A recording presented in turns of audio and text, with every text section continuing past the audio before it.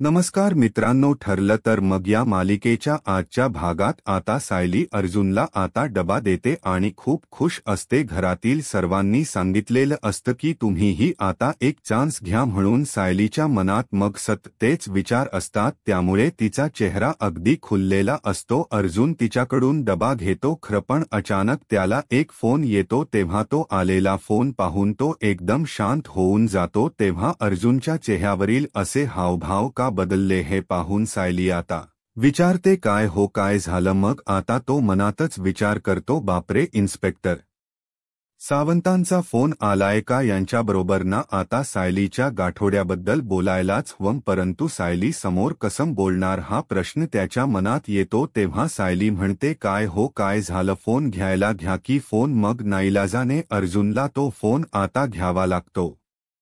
तेव्हा तो फोन घेतो खरं आणि म्हणतो, हॅलो हॅलो, आवाज येत नाही व्यवस्थित. मग आता तो म्हणतो, अगं नेटवर्कचा प्रॉब्लेम आहे, मी बाहेर जाऊन बोलतो प्लीज. मग सायली म्हणते, हो चालेल की. मग अर्जुन आता तसाच निघालेला असतो. ते पाहून सायली म्हणते, अहो डबा. मग अर्जुन घाईघाईत असंच तो डबा घेतो आणि फोनवर बोलत बोलत बाहेर जातो. अर्जुन आता डबा घेऊन गेल्यामुळे सायलीला अजूनच आनंद होतो. ती त्याला सांगते, वेळे जेवून घ्या हा, असं म्हणून मनात ती म्हणते, वेळे जेवून घ्याच, परंतु डबा उघडल्यानंतर त्यामध्ये चिठ्ठी आहे. त्या चिठ्ठीच उत्तर द्यायला अजिबात विसरू नका असं म्हणून अर्जुन कधी एकदा तो डबा उघडेल आणि त्या चिठ्ठीतलं उत्तर देईल यासाठी ती खूप एक्सायटेड असते. दुसरीकडे आता महिप्त हा एकदम टेन्शनमध्ये असतो. नागराजकडे तो काही पेपर देतो. नागराज ते पेपर वाचतो खरं आणि विचारतो, काय अरे, म्हणजे या प्रियाच्या वकिलांनी तुला डायरेक्ट नोटीस पाठवली का.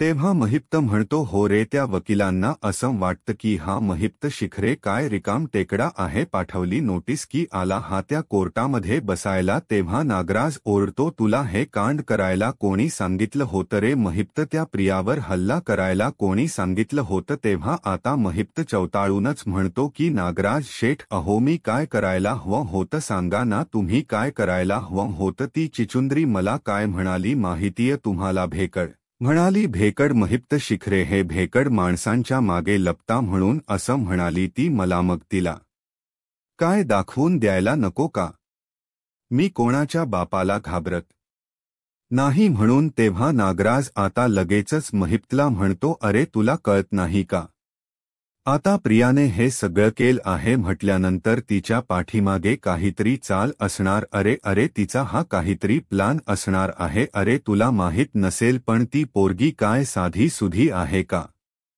तिचा मेंदू कसा तिरका चालतो हे तुला माहीत असेल ना. अरे त्या पोरीकडे ना व्हिडिओ आहे आपला, असं डोकं वापरता तू तिच्यावर हल्ला करत राहिला ना तर हे प्रकरण केवढं महागात पडेल आपल्याला, कळतं का तुला, जरा डोक वापरत जाना. महिप्त असं म्हणून नागराज भडकतो. तेव्हा महिप्त म्हणतो, झाली ना चूक, आता केलं ना मी मान्य. किती ओरडताय, किती डोके फोड करताय नागराज शेठ तुम्ही माझ्यावर, असं महिप्त मोठ्यानेच म्हणतो. तेव्हा आता नागराज म्हणत असतो की अरे अगोदरच आपल्याला टेन्शन्स काय कमी आहेत का सांग ब्र. तेव्हा आता नागराज म्हणतो, तुला माहिती आहे का काय घडलं घरी. अरे मला माझ्या बायकोने सांगितले की तुम्ही महिप्तच्या घरी जाताना मी तुम्हाला पाहिलं म्हणून. हे ऐकून आता महिप्तच्या पायाखालची जमीनच सरकते. तेव्हा लगेचच आता महिप्त धक्क्याने विचारतो, काय सांगताय तुम्ही नागराज शेठ. तेव्हा नागराज म्हणतो, मग कारण आता तिला काही नुसता संशय नाही राहिलेला, कारण आता ना तिला पूर्णपणे खात्री पटली आहे, आपली चांगली घट्ट दोस्ती आहे याची पूर्णपणे खात्री सुद्धा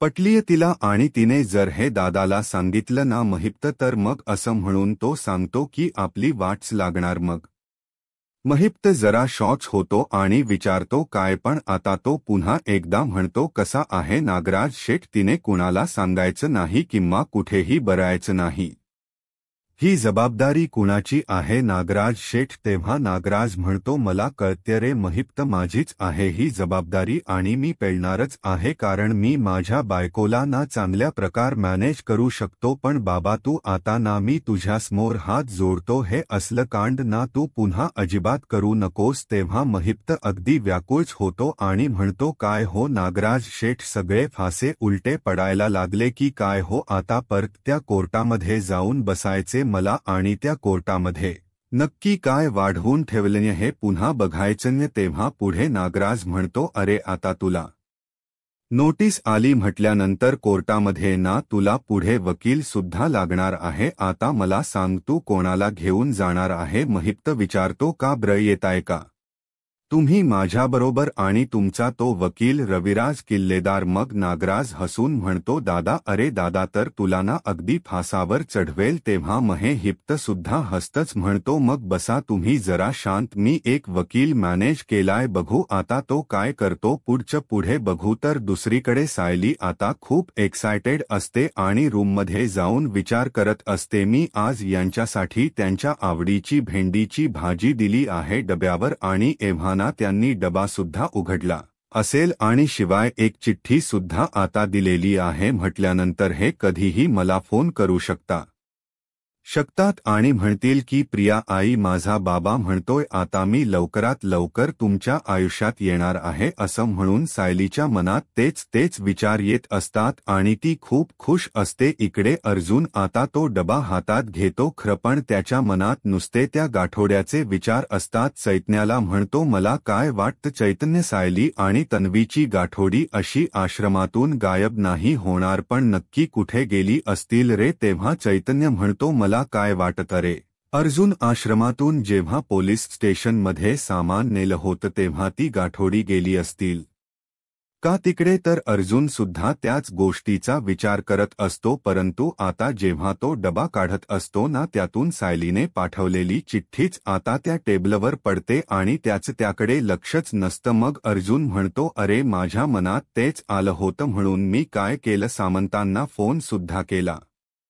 तर आता अर्जुन खाली बसत असताना बॅगचा धक्का लागून ती चिठ्ठी अर्जुनच्या अगदी पायाजवळ पडते आणि सायलीने एवढी प्रेमाने लिहिलेली चिठ्ठी ही त्याला मिळतच नाही. त्यानंतर चैतन्य विचारतो, मग इन्स्पेक्टर सावंत काय म्हणाले. मग अर्जुन म्हणतो, अरे त्यांनी फोन घेतलाच नव्हता, तेथे ना जास्त नेटवर्कच नव्हतं, पण एनिवेज मी मेसेज ड्रॉप करून ठेवलाय, ते वाचतीलच. त्यानंतर अर्जुन आता डबा उघडतो तर त्यामध्ये भेंडीची भाजी असते.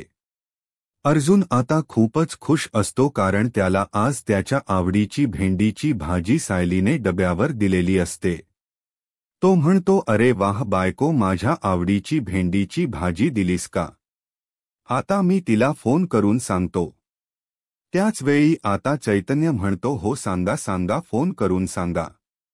आता कसा आहे ना, मी काहीच ऐकणार नाही आणि त्यातल्या त्यात आमच्यावर असं प्रेम करणार कोणी नाहीये आणि प्रेमाने भेंडीची भाजी बनवणार ती डब्यावर देणार कोणी नाहीये ना, करा तुम्ही करा असं म्हणून तो आता लगेचच आपल्या डबा खाऊ लागतो. तेव्हा अर्जुन म्हणतो, अरे तुला दिली असती पण नाही हात. आता अर्जुनला इन्स्पेक्टर सावंतांचा फोन येतो. तेव्हा आता अर्जुन आणि चैतन्य दोघेही एकमेकांकडे बघतात. अर्जुन कॉल रिसीव्ह करतो आणि हो त्यासाठीच आम्हाला पोलीस स्टेशनमध्ये यायचं होतं असं इन्स्पेक्टर सामंतांना तो म्हणतो. तर आता दुसरीकडे सायली अजूनही अर्जुनच्या फोनची वाट बघत असते. 2 वाजून गेले तरीही अर्जुनचा अजून रिप्लाय काही आलेला नसतो, म्हणूनच ती खूप टेन्शनमध्ये असते. त्यावेळेस सारखी फोनकडे पाहत आपल्या रूममध्ये रजा घालत ती म्हणते, 2 वाजून गेले, एव्हाना त्यांनी डबा सुद्धा खाल्ला असेल आणि ती चिठ्ठी सुद्धा त्यांनी वाचली असेल. त्यांच्या बायकोला ते फोन करू शकत नाही असं का वागता येत ते कळतच नाही. मी एवढ्या प्रेमाने त्यांना चिठ्ठी लिहिली होती, आमचं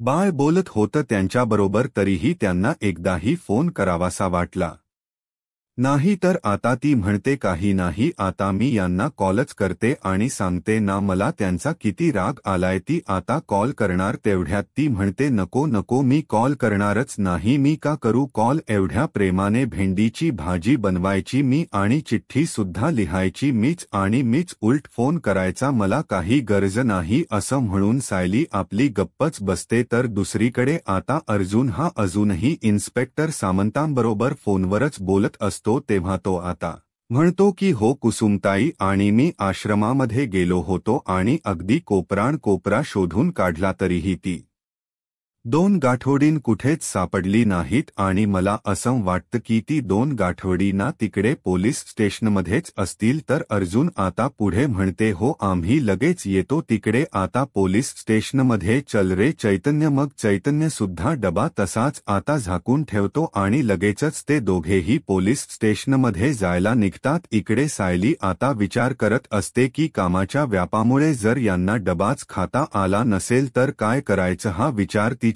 आता मनात येतो. त्यावेळी आता ती म्हणते यांना करताना आता चैतन्य भाऊजींनाच कॉल करते म्हणजे मला समजेल असं म्हणून ती लगेचच चैतन्याला आता कॉल करते. तेव्हा आता चैतन्य म्हणतो, अरे सायली वहिनीचा फोन आलाय. अर्जुन म्हणतो, अरे तिला फोन करायचाच राहून गेला पण तिच्याशी बोलायचं होतं जरा. तेव्हा चैतन्य म्हणतो, मग आता बोल ना. अर्जुन म्हणतो, नको नको तिला काय सांगू मी फोनवर की मी तुझं आणि तन्वीचं गाठोड शोधायला तिकडे पोलीस स्टेशनमध्ये चाललोय असं सांगू का. नाही घेऊ शकत फोन असं जेव्हा तो म्हणतो तेव्हा चैतन्य म्हणतो, पण मला घ्यायला हवा ना असं म्हणून तो कॉल रिसीव्ह करतो आणि विचारतो, काय सायली वहिनी काय झालं. मग सायली म्हणते, अहो हे कुठे आहेत. त्यावेळी चैतन्य म्हणतो की म्हणजे मी जरा बाहेर आलोय आता केबिनमध्येच होतो. पण अर्जुन आतमध्ये केबिनमध्ये आहे. सायली विचारते, मग तुमचं जेवण झालं का हेच विचारायचं होतं. तेव्हा चैतन्य म्हणतो, हो आत्ताच मी जेवण करून बाहेर आलोय आणि सुरेशकडे डबा दिला तो घासायला आणि मी आता हातच धुतोय. तेव्हा अर्जुन त्याच्याकडून आता फोन लगेचच घेतो आणि स्पीकरवर हात ठेवत म्हणतो, एवढ्या डिटेलमध्ये सांगण्याची गरज आहे का. सांग ब्र. चैतन्य, मला गरज नाही एवढ्या डिटेलमध्ये सांगण्याची, ठेव फोन अगोदर. तेव्हा आता सायली म्हणते की अहो बोला ना तुम्ही डबा खाल्ला का. त्यावेळी आता चैतन्य म्हणतो, हो आमचं जेवण वगैरे करून झालंय तस आता मी बाहेरच आहे इकडे बर ठेवू का. सायली वहिनी मला आतमध्ये जायचे केबिनमध्ये असं म्हणून तो आता फोन ठेवतो. तेव्हा अर्जुन विचारतो, काय रे तिला डाऊट नाही आला ना. चैतन्य म्हणतो, नाही नाही काही डाऊट आला नाही. तर इकडे सायली ही थोडी नाराजच होते आणि म्हणते, अरे बापरे म्हणजे याच जेवण झालं सुद्धा. मी केलेली भेंडीची भाजी आणि ती चिठ्ठी यांना दिसली नाही की काय. पण यांना हल्ली ना त्यांची बायकोच कुठे दिसते. झाल्यावर नव्याला त्यांच्या बायकोची किंमत राहत नाही. चुकीचं नाहीये असं म्हणून सायली अर्जुन बद्दल विचार करू लागते आणि म्हणते, यांच्या बाबतीत जर हे खरं असेल तर इकडे कोर्टामध्ये सर्वजण आता आलेले असतात. त्याचबरोबर महिप्त आणि प्रिया हे दोघेही आता एकमेकांकडे अगदी नजर रोखूनच बघतात. त्यानंतर जज साहेब सुद्धा तेथे येतात. तेव्हा ते म्हणतात, कोर्टाची कारवाई सुरू करावी प्लीज. म्हणून ते प्रियाच्या वकिलांना म्हणजे ॲडव्होकेट देसाईंना सांगतात की तुमचं ओपनिंग स्टेटमेंट काय आहे ते कोर्टासमोर मांडा. तेव्हा आता ॲडव्होकेट देसाई हे उठतात आणि म्हणतात, ओनर माझी क्लायंट मिसेस तन्वी सुभेदार हिच्यावर असा आरोप होता की साक्षी शिखरेने खून केला होता आणि तो लपवण्यासाठी तन्वीने मदत केली होती आणि 2 वर्ष कोर्टापासून सत्य लपवलं. तिने खोटी साक्ष दिली आणि म्हणूनच त्यांना 7 वर्ष तुरुंगाची शिक्षा झाली. तर अश्विन सुद्धा तेथे असतो आणि तो एकदम शांत असतो कारण कोर्टाचा निकाल काय लागणार याची कल्पनाच त्याला अजिबात नसते. तर पुढे वकील म्हणतात, मला कोर्टासमोर आता हेच सांगायचं आहे की मिसेस तन्वी सुभेदार यांनी हे स्वतःच्या मर्जीने केलेलं नाहीये. त्यांना तसं करण्यासाठी त्यांच्यावर अगदी दबाव टाकण्यात आला. त्यांना जीवे मारण्याच्या धमक्या सुद्धा देण्यात आल्या होत्या आणि म्हणूनच त्यांना खोटी साक्ष देणं भाग पडलं सुद्धा होतं. आणि म्हणूनच मी कोर्टाला विनंती करतो की तन्वी सुभेदार यांना कोर्टाने माफी द्यावी असं म्हणून ॲडव्होकेट देसाई प्रियाबद्दल आता लगेचच सगळं काही ओपनिंग स्टेटमेंट देऊन थँक्यू मिलॉर्ड असं म्हणतात आणि आपल्या जागेवर जाऊन बसतात. प्रियाच्या मनात मात्र धाकधूक अजूनही ही सुरू असते की पुढे काय आता निकाल लागणार. कारण महिप्तचा जो वकील असतो तो काय स्टेटमेंट देणार याकडेही सगळ्यांच लक्ष असतं. तर आता जज साहेब पुढे सांगतात, advocate Bawaskar your opening statement please. आता ते ॲडव्होकेट बावस्कर हे महिप्तचे वकील असतात. आता ते पुढे येऊन लगेचच म्हणू लागतात, एवढ्या मोठ्या खुनाच्या आरोपाखाली असणाऱ्या व्यक्तीला सहजासहजी माफी मिळू नये असं मला वाटतं. तेव्हा प्रिया आणि अश्विन धक्क्या त्यानेच ॲडव्होकेटकडे पाहतात. तर वकील म्हणतात, ही प्रिया म्हणजे अशी व्यक्ती आहे ना जिने 2 2 वर्ष झालंसत कोर्टामध्ये खोट बोलून तो खून साक्षीने केल्याचं सत्य लपवले आणि डोळ्यादेखत झालेला खून लपवला त्या व्यक्तीला असं आपण मोकळं तरी कसं सोडवू शकतो आणि हे असं असेल तर समाजासमोर आपण काय आदर्श ठेवणार आहोत आणि म्हणूनच मी कोर्टाला अशी नम्र विनंती करतो की तन्वी सुभेदार यांना अजिबात माफी मिळू नयेत युअर ऑनर असं म्हणून आता ते बावस्कर वकील असतात ना ते सुद्धा आपलं ओपनिंग स्टेटमेंट आता संपवतात दुसरीकडे चैतन्य आता अर्जुनच्या केबिनमध्ये येतो आणि म्हणतो अर्जुन अरे एक न्यूज आहे तेव्हा अर्जुन विचारतो काय झालं मग आता चैतन्य सांगतो अरे अश्विनने तन्वीसाठी जो वकील बघितला होता ना तो अगदी जोरातच कामाला लागलाय कारण तन्वीची शिक्षा माफ करून घेण्यासाठी त्याचे अगदी जोरात प्रयत्न चाललेत तेव्हा आता अर्जुन विचारतो काय मग चैतन्य म्हणतो अरे हो अरे कोर्टामध्ये ते अपील करणार आहेत तसं तेव्हा चैतन्य विचारतो पण ते कस शक्य आहे तेव्हा चैतन्य आता एकदम टेन्शनमध्ये असतो आणि त्याचबरोबर अर्जुन सुद्धा अर्जुन विचारतो काय रे तो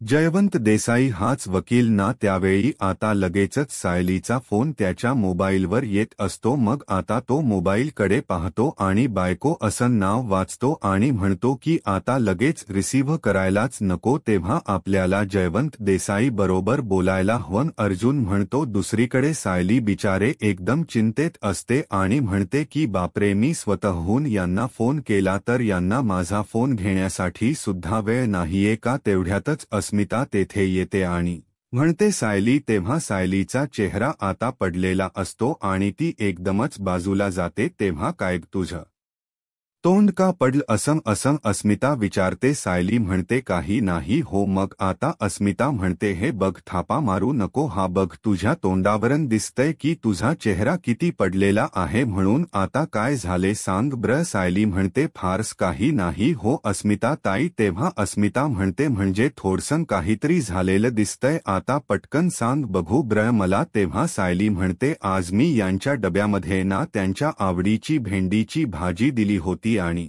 त्याचबरोबर त्यासोबत एक चिठ्ठी सुद्धा दिली होती मग आता पुढे काय काय घडलं जेव्हा यांनी आता ती चिठ्ठी वाचली नाही त्यांचा कॉलबॅक आला नाही तेव्हा मी चैतन्य भाऊजींना कॉल केला की हे जेवलेत का तेव्हा चैतन्य भाऊजी म्हणाले हो ते जेवलेत पण त्यांनी चिठ्ठीच कशी वाचली नाही हा प्रश्न मला पडलाय आणि आता सुद्धा मी त्यांना सारखी कॉल करते पण ते रिसीव्ह करत नाही दुसरीकडे सुमन आता आपल्या घरामध्ये असते आणि दूध तापवत असते त्याच वेळी तीच लक्ष अजिबात दुधाकडे नसतं ती सत्य नागराजच्या या दृष्टपणाचा विचार करत असते की त्याची महिप्त बरोबर मैत्री आहे आणि जेव्हा मी जा विचारायला गेले मात्र लगेचच त्याने माझी अशी गचंडीच पकडले आणि कुणाला काही सांगायचं नाही अशी धमकी सुद्धा दिली ग्राजचा विचार करता करता दुधाकडे तीच काही लक्ष नसतं ते दूध आता तापवून उतू जाणारच असतं त्याच वेळी प्रतिमा धावत तेथे येते आणि पटकन गॅस बंद करते आणि म्हणते सुमन अग लक्ष कुठे आहे तेव्हा सुमन थोडी घाबरते आणि तिचा नेमका त्या तिथे पकड असते ना त्याला धक्का लागतो आणि ती खाली पडते तर डायरेक्ट सुमनच्या पायावरच आणि मग सुमन मोठ्याने ओरडते कारण त्यावर ना जखम झालेली असते म्हणून तेव्हा प्रतिमा म्हणते बस ब्र मी तिथे हळद वगैरे लावते बघ जखम किती झालीय तेव्हा सुमन म्हणते काही नाही हो एवढं वहिनी मग प्रतिमा म्हणते बस म्हटलं ना तेव्हा सुमन शांतपणे तेथे बसते मग प्रतिमा आता तिच्या जखमेवर हळद लावते आणि म्हणते हेच मी सांगते सुमन तुला केव्हापासून अगं तुझं ना कामात लक्षच नाहीये आणि तू आत्ता सुद्धा कुठल्या तरी विचारात होती आणि म्हणून हे सगळं झालं ना अगं काय झाले सुमन सांग तरी अगं मग सुमनला सारखेच ते नागराजचे प्रसंग आठवतात पण ती आता खोट सांगते की वहिनी काही नाही हो अहो दूध तापवत असताना माझी तंद्री लागली आणि मग हे पुढचं घडलं आता बाकी काही नाही हा मी जाते आणि खोली आवरून येते असं म्हणून ती विषय टाळून लगेचच तेथून निघते इकडे सायली आता अर्जुनच गाराण अस्मिता समोर मांडते आणि म्हणते एवढी चिठ्ठी पाठवली तरी मला काही रिप्लाय नाही आला आणि हल्ली ना यांच्याकडे माझ्यासाठी तर वेळच नाहीये मला तरी काय माहित ऑफिसमध्ये एवढं कुठल्या कामात असतात ते आणि यांना ऑफिसमध्ये माझी आठवण सुद्धा येते की नाही ते जाणे तेव्हा अस्मिता म्हणते सायली इकडे ये चल बस मग आता त्या दोघीही शांतपणे बसतात तेव्हा अस्मिता म्हणते हे बघ खूप वर्षांपूर्वी ना मला सचिनबद्दल असंच वाटत होतं म्हणजे असं वाटायचं ना मला त्याला काही माझ्यामध्ये ना इंटरेस्ट नाहीये आणि त्याच प्रेमच नाहीये माझ्यावर पण त्याला माझ्या प्रेमामध्ये पुन्हा पाडण्यासाठी मी एक ट्रिक केली तेव्हा सायली विचारते कोणती ट्रिक तेव्हा आता अस्मिता सांगते मी ना माझा ड्रेसिंग सेन्स चेंज केला एकदम मॉडर्न केला आणि थोडासा मेकअप सुद्धा करायला लागले मग सचिन नंतर स्वतःहूनच म्हणायला लागला की चल आज डिनरला जाऊया चल आज सिनेमाला जाऊ आणि मला कसं वाटत माहिती तू सुद्धा हेच करायला हवंस अगं सायली तुला कळतं का तुझा नवरा ना खूप हंडसम आहे आणि कॉलेजमध्ये ना त्याच्या पाठीमागे खूप सुंदर सुंदर मुली लागलेल्या असायच या अगं तुला माहिती आहे का मध्ये ती आपल्या इथे आलेली ती तर अगदी बडी बडी म्हणून त्याला मिठ्या सुद्धा मारायची आणि आता ती नाहीये तर एक सुंदर लेडी क्लायंट आहे आणि कस आहे ना तुझा नवरा एकदम देखणा आहे त्याचबरोबर एक यशस्वी वकील सुद्धा आहे तर या लेडी क्लायंट त्याच्या केबिनमधून बाहेर पडणारच नाहीत आता मला सांग अर्जुन या क्षणाला अगदी काम करत असेल पण हेच काम सुंदर लेडी क्लायंट्स असेल तर मग अगं तो तिथे राहून काम करत असेल पण तू इथे राहून काही करू शकणार नाही त्यानंतर सायलीला आता खूप टेन्शन येतं आणि तिला वाटतं की हे खरं घडतंय की काय त्यामुळे ती त्याच विचारात असते एक सुंदर अशी मुलगी अर्जुन समोर क्लायंट म्हणून बसलेली असते ती रडत असते आणि तुमच्यासारख्या वकिलाची मला खरंच खूप गरज आहे तुम्ही माझी केस घ्याल ना असं ती विचारते अर्जुनचे दोन्हीही हात हातात घेते तेव्हा अर्जुन म्हणतो प्लीज प्लीज तुम्ही रडू नका ना असं रडू नका ना हे घ्या असं म्हणून तो तिचे डोळे पुसण्यासाठी आता स्वतःचा रुमाल देखील देतो आणि पाणी घेणार का असं विचारतो तेव्हा ती म्हणते सर तुम्ही सांगा ना प्लीज घेणार का माझी केस त्याच वेळी आता सायलीचा अर्जुनला कॉल येतो अर्जुन जरा दचकतोच आणि म्हणतो बायको का सारखी कॉल करतीये असं म्हणून तो फोन तिचा सारखा कट करतो त्यानंतर अर्जुन स्वतः उठतो आणि तिला पाणी प्यायला देत म्हणतो रडू नका ना प्लीज इकडे सायलीला ते आठवल्यानंतर आता तिचे डोळे उघडतात आणि ती म्हणते नाही असेल ना तरीही चालेल परंतु अजिबात त्यांनी दुसऱ्या कोणत्याही मुलीकडे बघितलं नाही पाहिजे असं मला वाटतं यांचं लक्षण फक्त आणि फक्त माझ्याकडेच असायला हवं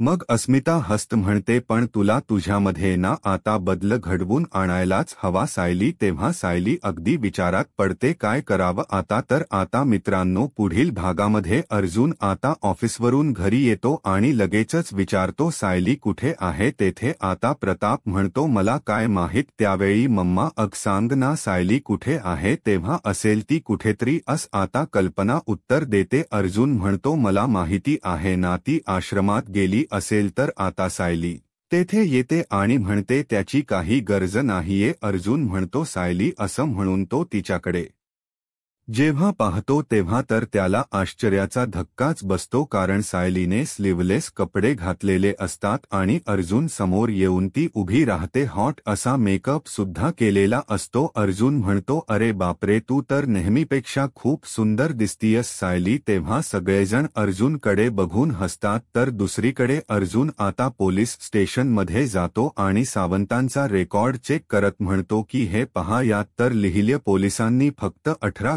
गाठोडी जप्त केली होती मग आता चैतन्य म्हणतो कुसुमताई म्हणाल्या होत्या की या आश्रमामध्ये आल्या गेल्यांची 20 गाठोडी ही मधुभाऊंनी स्वतः बनवली होती तेव्हा अर्जुन म्हणतो की याचा अर्थ तुला समजतोय का चैतन्य 20 पैकी 18 गाठोडी इथे आहेत नेमकी 2च गाठोडी गायब आहेत कारण कोणीतरी ती गाठोडी तपासायच्या अगोदरच गायब केली तर आता पुढे काय होईल हे पाहायला आत्ताच माझा महाराष्ट्र या यूट्यूब चॅनलला सबस्क्राईब करा धन्यवाद.